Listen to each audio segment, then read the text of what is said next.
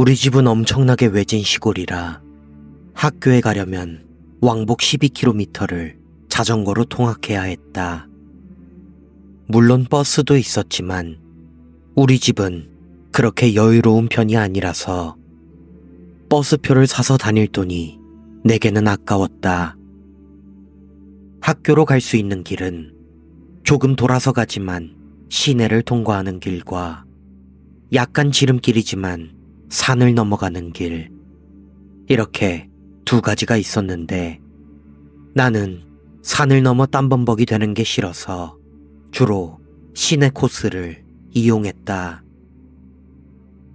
어느 날 친구들과 농구를 하다가 늦어진 나는 최대한 빨리 집에 가려고 자전거로 산을 넘기로 했다. 시내로 들어가는 길과 산길로 들어가는 길의 분기점에 있는 편의점에서 음료수를 챙기고 드디어 산을 넘기 시작했다. 해가 지기 시작하는 산길은 꽤나 으스스했고 매미 소리와 각종 벌레 소리를 들으니 마음이 약해지면서 불안해졌다. 그냥 시내로 갈 걸 그랬나, 괜히 이쪽으로 왔나 생각하면서 낑낑대며 자전거 페달을 밟고 있었는데 갑자기 표현하기 어려운 신음소리 같은 게 들리더니 그 순간 뭔가가 등 뒤에 툭 떨어졌다. 마치 상체가 무거운 것에 눌리는 듯한 기분이 들었고 식은땀인지 무엇인지 이상한 느낌이 온몸에서 솟아났다. 너무나 무서워서 뒤를 돌아보지도 못하고 일단 고개를 넘자는 생각으로 필사적으로 자전거 페달을 밟았다.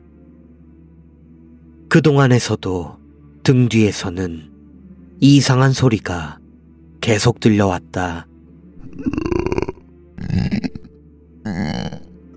분명 이상한 것을 등에 업어버린 거였다.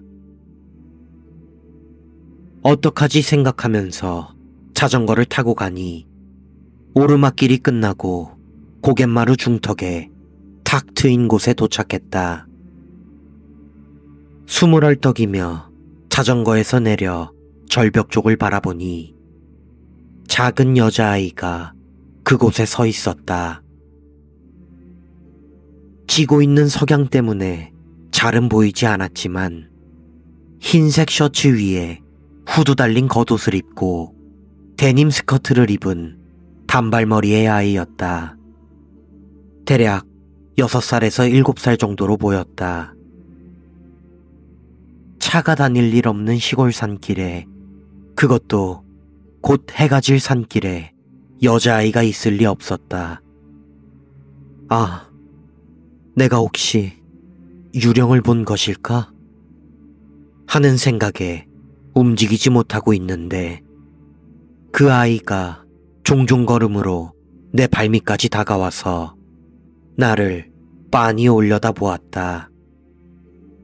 10초쯤 쳐다봤을까 갑자기 내 허벅지 쪽에 먼지를 털듯 탁탁 손으로 쳤다. 괜찮아, 안심해 라고 말하는 것처럼 싱긋 웃더니 절벽 너머로 뛰어가 사라져버렸다. 절벽 아래로 떨어진 건가 싶어 급하게 아래를 내려다봤지만 절벽 아래에는 사람이 떨어진 흔적은 없었다. 역시 사람이 아니었던 거다.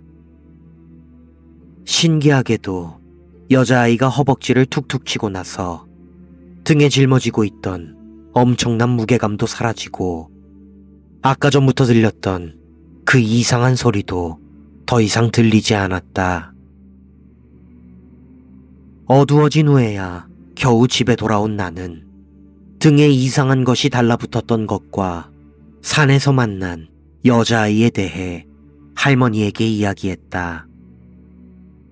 할머니는 내 이야기를 듣더니 무슨 나무인지는 모르겠지만 잎이 많이 달린 가지를 가져와서 내 머리부터 등, 허리까지 두세 번 쓸어내렸다. 대체 무슨 일이냐고 묻자 네가 만난 것은 소정산신님이다 라고 알려주셨다. 할머니의 말씀에 따르면 내 등에 엎여있던 것은 나를 저 세상으로 끌고 가려던 꽤나 성질이 나쁜 것이었고 만일 그대로 뒀으면 확실히 끌려갔을 것이라고 했다. 그리고 고갯마루에서 만난 여자아이가 소정산신이라고 했다. 소정산신님은 산신님의 아이들로 모두 12명이 있다고 했다. 평소에는 사람에게 특별히 관여하지 않고 산에서 뛰어놀기만 하는데 내게 붙은 게 워낙에 끔찍했던 건지 나를 위해서 기꺼이 그것을 떼어내 버려주었다고 했다.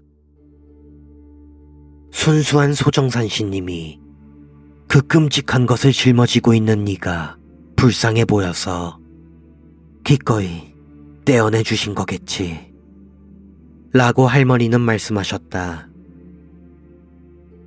나는 어떻게든 소정산신님께 감사를 표하려고 공물을 바치기로 했다. 옛날에는 작은 집신 12켤레를 바쳤다고 해서 나도 그러려고 했지만 지금 시대에 집신은 어디에도 팔지 않았다.